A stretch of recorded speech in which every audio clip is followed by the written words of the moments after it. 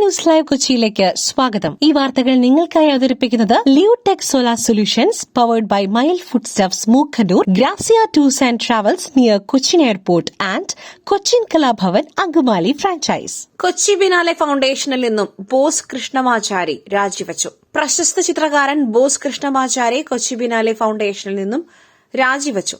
കൊച്ചി മുസിരിസ് ബിനാലെയുടെ പ്രസിഡന്റും ഫൌണ്ടേഷന്റെ ട്രസ്റ്റ് അംഗവുമായിരുന്നു അദ്ദേഹം. കുടുംബപരമായ കാരണങ്ങളാണ് രാജിക്ക് പിന്നിലെന്നാണ് വിശദീകരണം. കൊച്ചി മുസിരിസ് ബിനാലെയുടെ സ്ഥാപകരിൽ ഒരാളാണ് ബോസ് കൃഷ്ണമാചാരി. 2012 ആദ്യ ബിനാലെയുടെ സഹ ക്യൂറേറ്ററായിരുന്നു. ബിനാലെയുടെ വളർച്ചയിൽ ഏറെ സ്വാധീനം ചെലുത്തിയ വ്യക്തിയാണ് അദ്ദേഹം. 2025 ഡിസംബർ 12 ആരംഭിച്ച് 110 ദിവസത്തിന് ശേഷം 2026 മാർച്ച് 26 ബിനാലെ സമാപിക്കുന്നത്. ഇന്ത്യയിലെ ഏറ്റവും വലിയ സമകാലീന കലാമേളയായ ബിനാലെയുടെ 6ാം പതിപ്പ് കൊച്ചിയിൽ നടക്കുന്നതിനിടെയാണ് പ്രസിഡന്റ് രാജിവച്ചിരിക്കുന്നത്. പൌരന്മാർ ഇറാൻ വിടണം, കർശന നിർദ്ദേശവുമായി ഇന്ത്യൻ എംബസി. ഇറാനിലെ ഇന്ത്യൻ പൌരന്മാർക്ക് കർശന നിർദ്ദേശം നൽകി ഇന്ത്യൻ എംബസി. പൌരന്മാരോട് ഇറാൻ വിടണമെന്നാണ് നിർദ്ദേശം. ഇന്ത്യൻ എംബസിയുമായി ബന്ധം പുലർത്തണമെന്നും ഇനിയൊരു അറിയിപ്പുണ്ടാകുന്നതുവരെ ഇറാനിലേക്കുള്ള യാത്രകൾ ഒഴിവാക്കണം എന്നുമാണ് നിർദ്ദേശം. സംഘർഷം നടക്കുന്ന മേഖലകൾ ഒഴിവാക്കി വേണം യാത്ര ചെയ്യാനെന്നും പൌരന്മാരോട് എംബസി നിർദ്ദേശിച്ചു. 10,000-ത്തിലധികം ഇന്ത്യൻ പൌരന്മാരാണ് ഇറാനിലുള്ളത്. ഇറാനിലെ പ്രതിഷേധങ്ങളിൽ മരിച്ചവരുടെ എണ്ണം 2,000 കടന്നതോടെയാണ് നിർദ്ദേശമെത്തിയത്. വിദ്യാർത്ഥികൾ, തീർത്ഥാടകർ, ബിസിനസ്സുകാർ, വിനോദസഞ്ചാരികൾ എന്നിവരുൾപ്പെടെ എല്ലാ പൌരന്മാരോടും വാണിജ്യ വിമാനങ്ങൾ ഉൾപ്പെടെയുള്ള ലഭ്യമായ മാർഗ്ഗങ്ങൾ ഉപയോഗിച്ച് രാജ്യം വിടുവാൻ ഇറാനിലെ ഇന്ത്യൻ എംബസി ആവശ്യപ്പെട്ടു. വയനാട്ടിൽ എല്ലാ സ്ഥലത്തും കാട്ടാനയില്ലേ? കോൺഗ്രസ് വാങ്ങിയ സ്ഥലം കാട്ടാന ശല്യമുള്ള മേഖലയാണെന്ന വിമർശനത്തിൽ സണ്ണി ജോസഫ്. ചൂരൽമല പുനരധിവാസത്തിന് കോൺഗ്രസ് വാങ്ങിയ സ്ഥലം കാട്ടാന ശല്യമുള്ള മേഖലയാണെന്ന വിമർശനത്തിൽ മറുപടിയുമായി സണ്ണി ജോസഫ്. വയനാട്ടിൽ എല്ലാ സ്ഥലത്തും കാട്ടാന ശല്യം ഉണ്ടല്ലോ എന്ന് സണ്ണി ജോസഫിന്റെ മറുപടി. കാട്ടാന ശല്യം രൂക്ഷമായ സ്ഥലമാണല്ലോ എന്ന ചോദ്യത്തിന് വയനാട്ടിൽ എവിടെയാണ് കാട്ടാന ശല്യം ഇല്ലാത്തതെന്നും ബത്തേരിയിലും കൽപ്പറ്റയിലും ആന ഇറങ്ങിയില്ലേ എന്നുമുള്ള മറുചോദ്യമാണ് സണ്ണി ജോസഫ് ഉന്നയിച്ചത്. ചെങ്കുത്തായ കുന്നും പ്രദേശമല്ലേ എന്ന ചോദ്യത്തിന് വയനാട് കുന്നുള്ള സ്ഥലമല്ലേ എന്നും സണ്ണി ജോസഫ് പറഞ്ഞു. ബോക്സ് ഓഫീസിൽ പ്രഭാസ് യുഗം.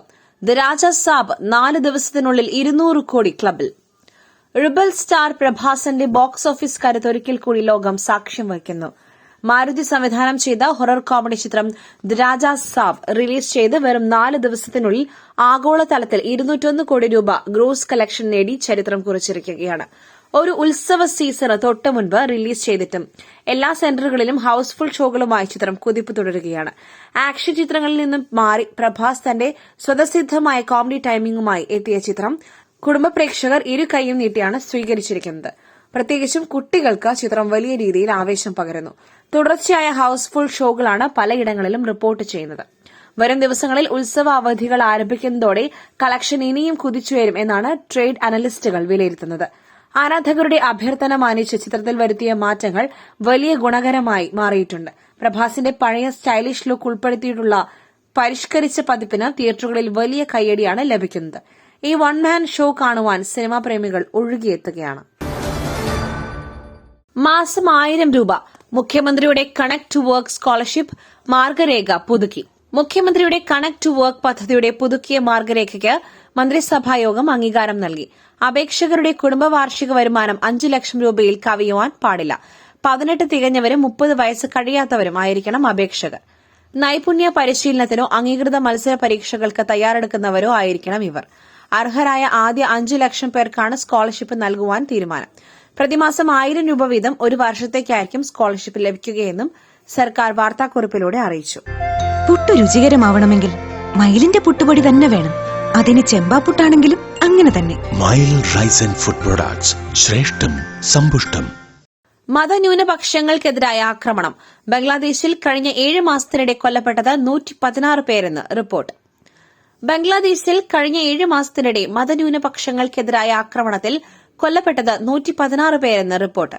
എല്ലാ അതിക്രൂര കൊലപാതകങ്ങൾ. ന്യൂനപക്ഷങ്ങൾക്കെതിരായ അതിക്രമങ്ങൾ സർക്കാർ മറച്ചുവെക്കുന്നുവെന്ന ആക്ഷേപവും ശക്തമാണ്. ബംഗ്ലാദേശിൽ മതന്യൂനപക്ഷങ്ങൾക്കെതിരായ ആക്രമണം വർദ്ധിക്കുന്നതിനിടെയാണ് human rights congress for Bangladesh minorities എന്ന സംഘടനയുടെ റിപ്പോർട്ട് പുറത്തുവരുന്നത്. ഈ കൊലപാതകങ്ങളെല്ലാം കഴിഞ്ഞ 8 ശതാബ്ദങ്ങളായി ബംഗ്ലാദേശിൽ മതന്യൂനപക്ഷങ്ങൾക്കെതിരായി തുടരുന്ന ആക്രമണങ്ങളുടെ ഭാഗമാണെന്നും റിപ്പോർട്ടിൽ പരാമർശമുണ്ട്. പാലാ സീറ്റ് വിട്ടു നൽകില്ല. മുസ്ലിം ലീഗിന്റെ അനുനയ നീക്കം തള്ളി മാണി സി കാപ്പൻ. കേരള കോൺഗ്രസിനെ UDF-ലേക്ക് എത്തിക്കുവാനുള്ള നീക്കത്തിനിടെ പാലാ സീറ്റ് വിട്ടു നൽകില്ലെന്ന് മാണി സി കാപ്പൻ. മുസ്ലിം ലീഗിന്റെ അനുനയ നീക്കം മാണി സി കാപ്പൻ തള്ളി. മലപ്പുറത്ത് PK കുഞ്ഞാലിക്കുട്ടിയുടെ വീട്ടിലെത്തിയാണ് മാണി സി കാപ്പൻ നിലപാട് വ്യക്തമാക്കിയത്. VD സതീശനെയും രമേശ് ചെന്നിത്തലയെയും മാണി സി കാപ്പൻ നേരത്തെ നിലപാട് അറിയിച്ചിരുന്നു. PK കുഞ്ഞാലിക്കുട്ടിയുടെ മലപ്പുറത്തെ വീട്ടിലായിരുന്നു കൂടിക്കാഴ്ച. രാവിലെ 9 മണിക്കായിരുന്നു കൂടിക്കാഴ്ച. കേരള കോൺഗ്രസ് UDF-ലേക്ക് എത്തുന്നതിൽ മാണി സി കാപ്പന് എതിർപ്പില്ല. എന്നാൽ പാലാ സീറ്റ് വിട്ടു നൽകിക്കൊണ്ടുള്ള വിട്ടുവീഴ്ചയ്ക്കില്ലെന്ന് മാണി സി കാപ്പൻ വ്യക്തമാക്കി. മറ്റൊരു വാർത്തയുമായി കണ്ടുമുട്ടുന്നതുവരെ നന്ദി, നമസ്കാരം.